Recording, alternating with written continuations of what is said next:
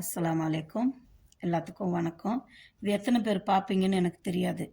பார்க்குறவங்க உங்ககிட்ட காசு இருந்துச்சுன்னா போகிற வழியில் கொஞ்சம் தண்ணி பாட்டிலும் ஒரு பிஸ்கெட்டும் வாங்கி கொண்டு போய் ரோடு ஓரத்தில் இருக்கிறவங்களுக்கு கொடுக்கலாம். உங்கள் வீட்டில் பழைய சாதம் மீந்தால் அதை வீணடிக்காதீங்க. அதில் கொஞ்சம் தயிரும் உப்பையும் போட்டு கலந்து அதை ஒரு பார்சல் கட்டி கொண்டு கொடுங்க. அவங்க சாப்பிட்டுட்டு உங்களை வாழ்த்துவாங்க. அந்த பழைய சாதத்தில் கொஞ்சம் தண்ணியை ஊற்றி கொஞ்சம் உப்பையும் போட்டு கரைச்சி உங்கள் தெருவிலே இருப்பாங்க, உங்கள் பக்கத்துலேயே இருப்பாங்க. ஆனால் உங்களுக்கு தெரியாது. நீங்கள் தேடி போய் கொடுங்க. அதுதான் புண்ணியம். அது எவ்வளோ பெரிய புண்ணியம் தெரியுமா? அன்னம் இடுறது. பழைய சோறுன்னு தூக்கி போடாதீங்க. யாருக்காவது கொடுங்க. அவங்க வயிறார அவங்க சாப்பிட்டுக்குவாங்க. அந்த பழைய சாப்பாடு கூட இல்லாமல் கஷ்டப்படுறவங்க எப்படியோ இருக்காங்க. இன்ஷா அல்லாஹ். அல்லாஹ் கரீம். நம்மள எத்தனை பேர் நம்ம பக்கத்துலேயே இருப்பாங்க.